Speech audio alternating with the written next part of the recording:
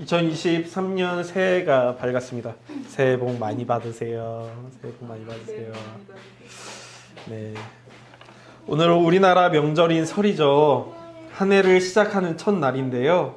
우리나라는 전통에 따라 음력설을 양력설보다는 더 귀하게 여기는 것 같아요. 일가 친척의 모임도 음력설에 주로 행해지죠. 새해 안부 및 새해 인사도 음력설에 이루어지곤 합니다. 올해는 음력설이 딱 주일이어서 한 해를 시작하는 날이기도 한데요. 이날 창세기 1장 1절을 여전히 나누고 있다는 것도 참 괜찮다라는 생각이 들어요. 한 해를 시작하며 성경의 첫 말씀을 나눈다. 이건 개인적으로 좋더라고요. 창세기 1장 1절의 내용은 이런데요. 태초에 하나님이 천지를 창조하시니라 라고 되어 있어요. 제가 이걸 원어로 어떻게 되어 있는지 준비했는데 뒤에 보시면 화면에 지금 원어로 나오고 있습니다. 이게 히브리어예요. 이게 뭐라고 되어 있냐면요. 베레싯, 바라, 엘로힘, 에타, 샤마임, 베에타, 아레시라고 되어 있는 거예요. 근데 제 발음이니까 이상하잖아요. 그래서 랍비 분이 읽은 말도 좀 준비했어요. 들어보시죠. בראשית ברא אלוהים את השמיים ואת הארץ. 네. 어떻게 들으시면 아세요? 엘로힘만 들어요. 우리가 이제 엘로힘은 익숙하니까 이제 뭐 들으실 수 있을 거예요. 이게 별거 아니에요. 베레시트는 태초에, 레시트가 시작이라는 단어인데 가지고 태초에라는 의미를 가지고 있고요. 바라가 창조하다라는 의미예요. 그리고 이제 샤마임이 하늘, 그리고 하레츠가 이제 땅이라는 의미예요. 그래서 그 태초에 하나님 창조하셨다. 하나님이 하늘과 땅을. 이래서 우리말로는 이제 태초에 하나님이 천지를 창조하셨다라고 되어 있는 거죠. 하나님이 온 우주 만물을 창조하셨다는 이 위대한 선포가 성경의 문을 열어주고 있어요. 이건 선포로 되어 있기 때문에 누군가의 동의나 누군가의 인정을 필요로 하고 있지 않죠. 그저 선포하고 있어요. 태초에 하나님이 천지를 창조하셨다. 그러면서 이 선포를 듣는 사람으로 하여금 하나님의 창조 이야기에 들어오라고 초대하고 있는 것이죠. 우리는 이미 창세기에 대해서 당대 주변국들이 갖고 있는 창조 설화와 논쟁하고 있다는 것을 나누었었어요. 즉 창세기 저자는 이 선포를 통해 창세기를 저술하며 자신의 의도를 충분히 밝히고 있는 거죠. 그 다음에 이방 국가들을 향해 그들의 신앙을 향해 선포하고 있는 거예요. 과연 창조주가 누구냐는 거죠. 바빌론이 말하는 티아맛이냐, 에리두가 말하는 닌투르냐, 아니면 바알이냐, 마르둑이냐, 누가 천지를 창조한 것이냐.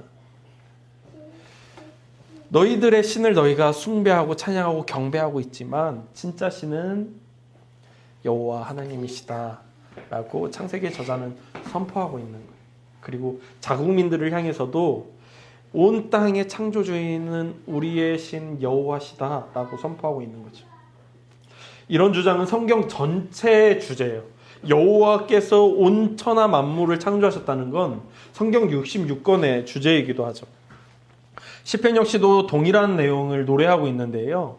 시편 120편에서 136편까지는 순례자의 노래라는 별명이 붙어 있어요.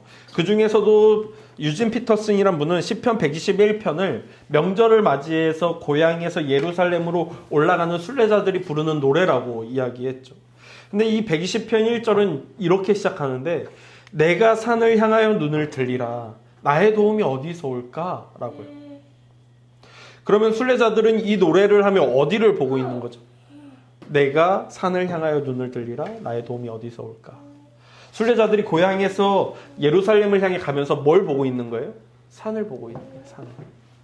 왜요? 거기 뭐가 있는데?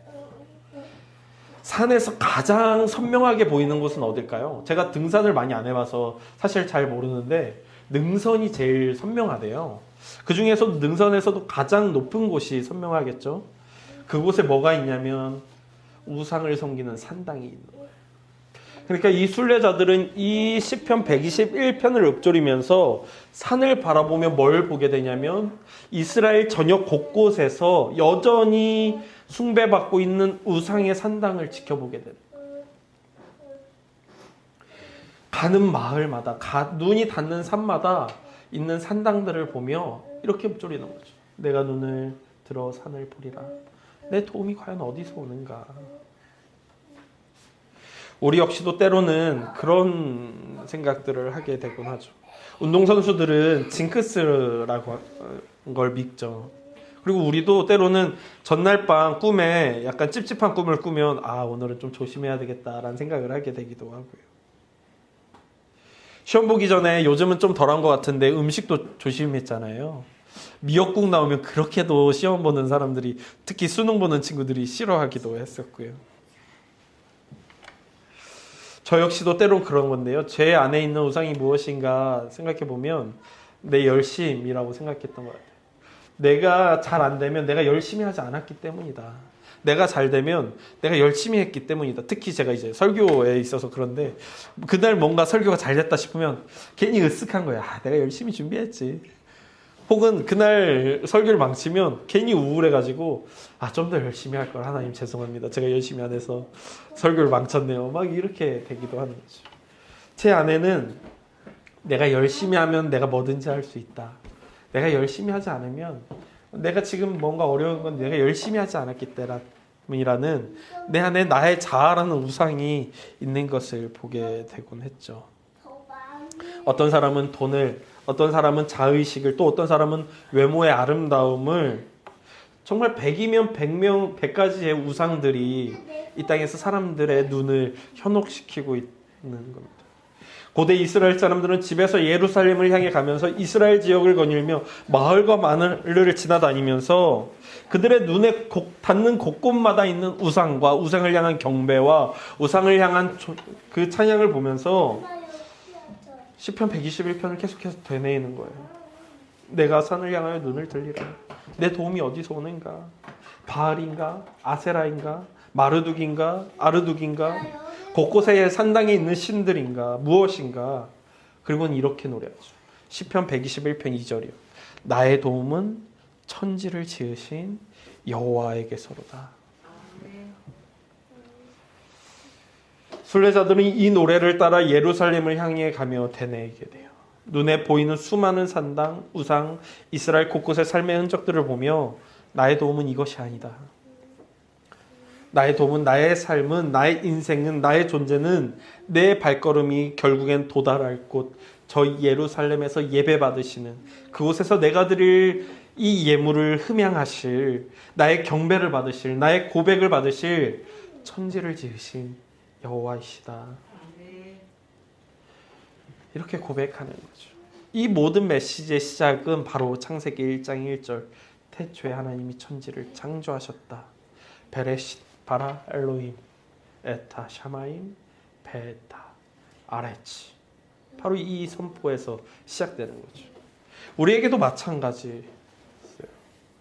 수많은 징크스가 우리의 마음을 흔들고 다양한 세상의 메시지가 내가 주인이야, 나를 섬겨라고 이야기하지만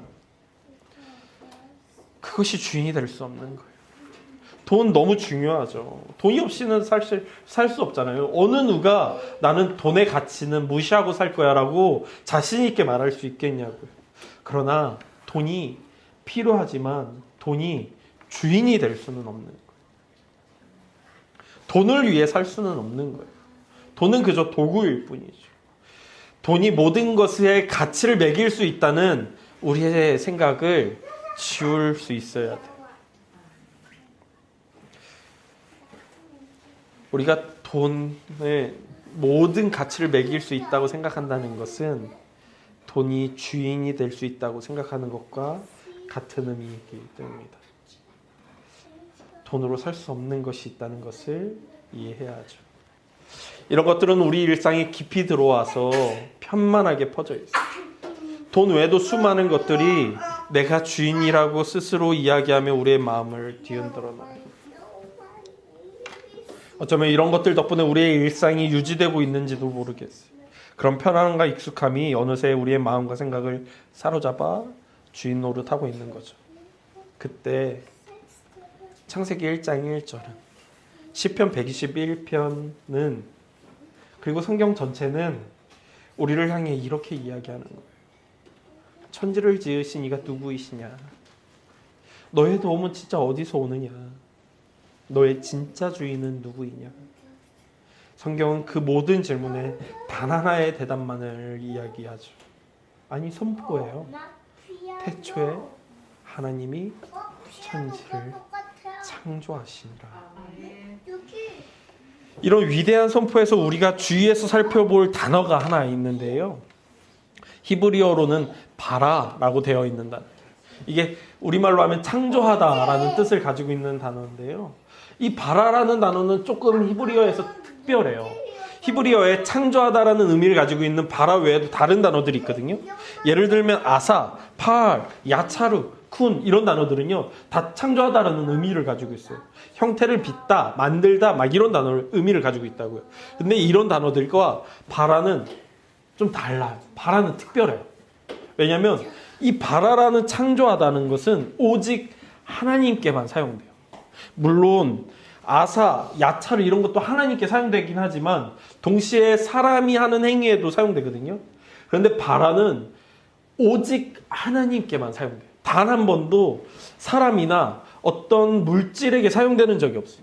오직 하나님이 주어로 사용되어서 하나님이 창조하신 것에만 이 바라는 사용된다는 거예요. 바라라는 단어가 가지고 있는 이 독특하고 오직 하나님께만 사용된다는 이 용례로 인해 사람들은 이 단어에 주목하기 시작했어요. 그리고 어떤 이는 이렇게 해석하는데 바라는 어떤 재료 없이 만들 때 사용되고 다른 단어들은 재료를 가지고 만들 때 사용되는 동사다라고 주장하기도 했다는 거예요. 그러니까 이 주장은 뭐냐면 바라는 무에서 유를 만들 때 사용되고 다른 단어들은 유에서 유를 만들 때 사용된다라고 주장한 거예요. 그러면서 이 사람들은 이렇게 주장하는 거예요. 창세기 1장 1절의 창조는 바라가 사용됐으니까 무에서 유를 창조하신 하나님의 창조라고 주장하는 거죠. 물론 창세기 1장 1절은 그런 의미를 내포하고 있기도 해요. 그런데 반드시 그러냐라고 물어보면 의문이 들어요. 왜냐하면 방금도 말씀드렸지만 이 바라라는 단어는 구약성경에서 꽤 자주 사용됐던 단어예요. 총 41구절에서 48번 사용됐거든요. 그런데 매번 하나님께만 사용됐지만 무에서 유를 창조하는 데만 사용됐느냐? 그러면 그렇지는 않아요. 예를 들면 이사야 43장 1절을 보면 이렇게 이야기해요. 야곱아, 너를 창조하신 여호와께서 지금 말씀하시느니라. 이스라엘아, 너를 지으신 이가 말씀하시니라. 너는 두려워하지 말라. 내가 너를 구속하였고 내가 너를 지명하여 불렀나니 너는 내 것이라. 아멘. 이거 우리에게 너무 익숙한 말씀이잖아요. 여기에 창조되었다는 단어 두 개가 사용돼요.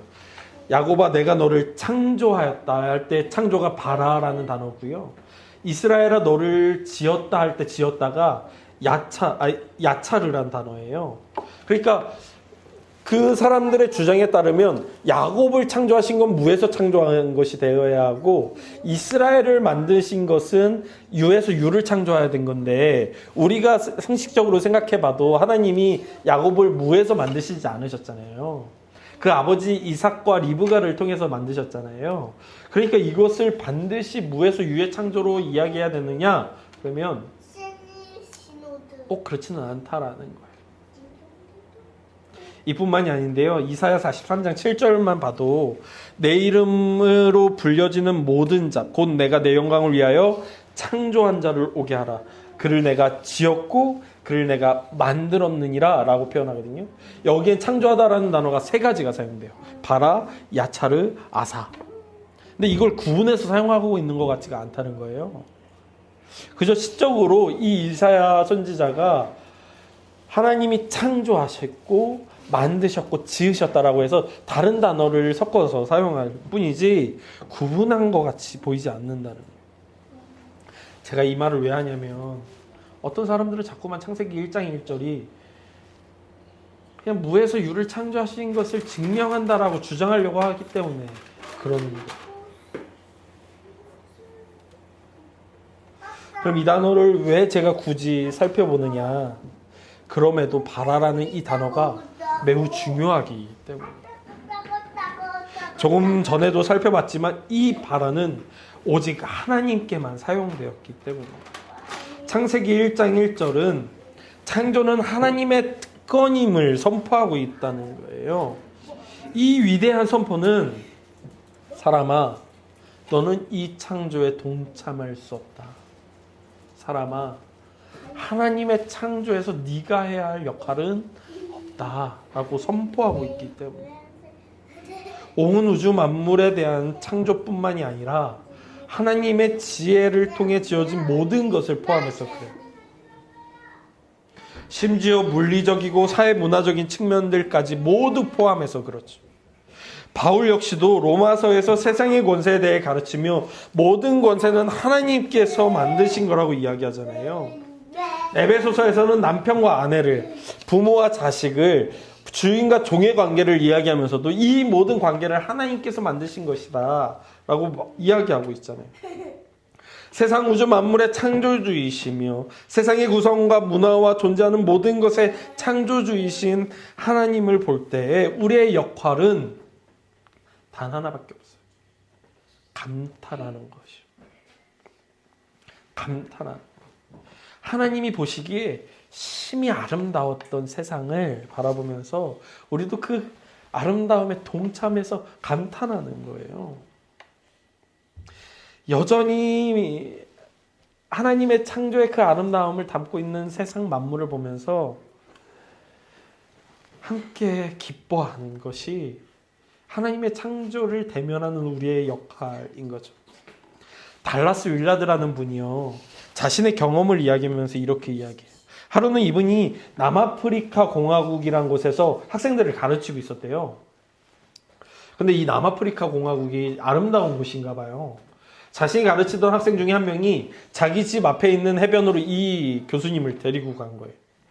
이분이 이렇게 이야기해요. 별 생각 없이 갔던 곳에서 이렇게 고백합니다. 전혀 준비 없이 맞이한 경험이었다.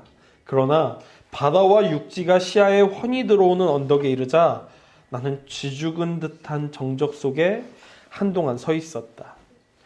천천히 파도를 향해 걸어갔다. 그야말로 말로는 표현할 수 없는 광경이었다. 나는 공간과 빛과 무늬와 색조와 위력을 보았다. 도무지 이 세상 같지 않았다. 서서히 마음속에 하나님은 이 모든 것을 항상 보고 계시리라는 생각이 들었다. 그분은 이 광경뿐 아니라 이와 비슷한 수십억의 상이한 광경들을 이 세상과 무수한 다른 세상 속에서 가능한 모든 관점을 통해 항상 보시고 겪으시며 알고 계신다. 그분 안에는 거대한 기쁨의 물결이 늘 넘실대고 있으리라. 라고요. 여러분도 혹시 정말 아름다운 자연 만물을 보면서 경탄한 적 있으세요? 하나님은 그 모습을 항상 보고 계세요. 그 모습뿐만이 아니라 우리가 감히 상상한 적도 없고 본 적도 없는 놀라운 만물의 광경들을 보시면서 심히 아름답다라고, 우리가 그분의 새 세계를 바라보며 경탄하는 것은, 감탄하는 것은, 그분의 기쁨에 동참하게 되는 것은 당연한 일인 것이죠. 또한 예수님을 만난 사람들 역시도 그래요. 예수님을 만난 사람들마다 놀라고 경탄하는 일들이 벌어지죠. 예수님의 가르침을 받은 사람들은 이렇게 경탄하게 되는데요. 뭇 사람이 그의 교훈에 논란이 이는 그가 가르치는 것이 권위 있는 자와 같고 서기관들과 같지 않았기 때문이다라고. 예수님의 가르침을 들으면 막 사람들이 놀라는, 대단하다, 놀랍다. 그분이 폭풍 가운데 바다를 걸어 제자들에게 다가오고 폭풍을 잠재우자 제자들은 이렇게 반응하죠. 배에 있는 사람들이 예수께 절하여 이르되 진실로 하나님의 아들이로소이다. 경탄합니다. 귀신을 내쫓자 사람들이 경탄해서 외쳐요. 다 놀라 서로 물어 이르되 어찌 미냐 권위 있는 새 교훈이로다. 더러운 귀신들에게 명한즉 순종하니라. 하나님이신 예수님을 만나는 사람들마다 그분이 하는 일과 그분의 가르침을 들을 때마다 감탄하고 경탄하는 일들이 벌어져요. 하나님의 창조의 이 역할에 우리가 할 수 있는 일들은 그런 것들인 거예요. 하나님 대단하시네요. 당신의 세상 정말 아름답네요. 당신이 하시는 일은 정말 놀랍네요. 이런 것들이 우리에게 주어지는 거죠. 수많은 사람들이 예수님의 가르침과 병고침과 귀신 내쫓음과 사역을 바라보며 놀라고 떨며 경외하고 경탄했듯이 때로는 우리 역시 그렇게 되는 거죠. 우리 삶을 돌아보며 하나님이 우리 삶을 얼마나 완전하게 인도하셨는지, 그분의 은혜를 만나게 되는 거잖아요. 그분의 손길을 기억하게 되는 거잖아요. 그리고 하나님을 찬양하고 경배하고 예배하고 경탄하고 감탄하게 되는 거죠. 그러니 우리의 인생을 창조하신 하나님의 솜씨를 대하는 우리의 자세는 동참하거나 참여하거나 적극적으로 행하는 것이 아니라 보고 경험하고 기억하고 하나님께서 이루신 것을 보며 감탄하는 것, 하나님을 찬양하는 것, 하나님을 노래하는 것, 바로 그것인 거죠. 우리의 인생을 돌아보면, 지나온 삶을 돌아보니 하나님께서 우리의 삶을 바라하셨죠. 지나온 삶을 돌아보니 하나님께서 우리의 삶을 창조하셨어요. 때로는 내가 살아온 것 같고, 때로는 내가 이룬 것 같고, 때로는 내가 행한 것 같고, 내가 실패한 것 같고, 내가 넘어진 것 같고, 내가 절망한 것 같고, 내가 행복한 것 같고, 내가 성취한 것 같지만, 때로는 겸손한 척 하나님이 하셨습니다 고백해 보기도 하고, 때로는 겸손한 척 하나님의 사역에 그저 동참했을 뿐입니다 이야기해 보기도 하고, 때로는 겸손한 척 하나님의 일에 참여했다고 해보기도 하지만, 평생을 돌아보니 내가 한 것은 없고, 나는 감히 참여도 해본 적 없고, 나는 그저 하나님의 나라를 망가뜨리기만 하고 하나님의 일을 방해한 것만 같은데, 오직 주의 은혜가, 주의 창조가, 주의 바라하심이 우리의 삶을 이루어 왔음을 고백하게 됩니다. 그러니 여러분, 태초에 하나님이 천지를 창조하셨습니다. 그러니 여러분, 여전히 하나님이 천지를 창조하십니다. 그러니 여러분, 앞으로도 하나님이 천지를 창조하십니다. 우리의 인생을 바라 창조하십니다. 우리의 존재를 바라 창조하십니다. 우리의 길을 바라 창조하십니다. 우리의 삶을 바라 창조하십니다. 그러니 하나님만이 창조주이십니다. 그 하나님께 우리가 함께 이 시간 반응하며 찬양하며 경배하기 원하는데요. 우리 아까 했던 찬양이죠. 죄송해요. 창조의 아버지, 이 찬양 한 번 더 하도록 하죠.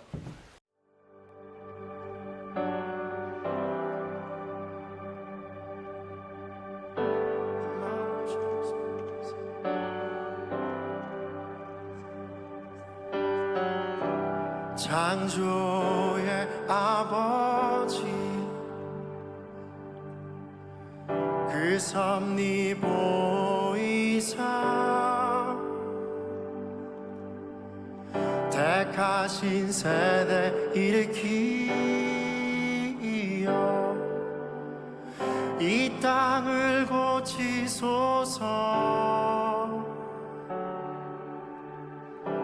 주의 크신 능력 만물이 사모하니 성령의 기름 부어 주사 이 시간 임하소서. 주 영광 여기 임하사 열방 향해 그 빛 비추소서. 주의 얼굴 구할 때 주의 향기 머무소서.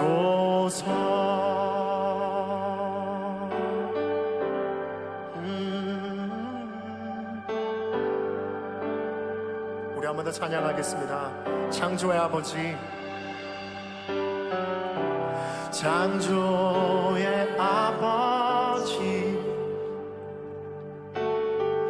그 섭리 보이사 택하신 세대 일으키어 이 땅을 고치소서. 주의 크신 능력 모든 만물이 사모하니 이 시간 이곳에 오셔서 성령의 기름 부어주사 이 시간 임하소서. 주 영광 여기 임하사 이 나라와 온 열방 향해 비추소서. 주의 얼굴 구할 때 주의 향기 머무소서. 열방의 통치자 열방의 통치자 세상이 보리라. 신실한 주의 약속으로 이 땅의 교회는 우리를 돌아보사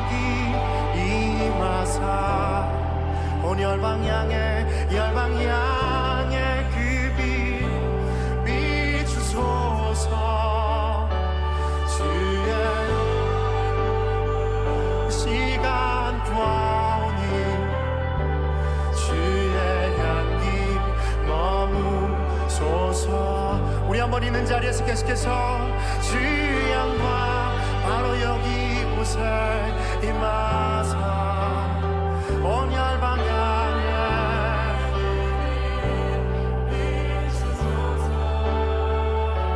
주의 얼굴 구할 때 주의 향기 우리 한 번 더 예배하겠습니다. 주 영광 여기 임하사 주 영광 여기 임하사 이곳에서부터 열방 향해 그 빛 비추소서 주의 얼굴 구할 때 이곳에 주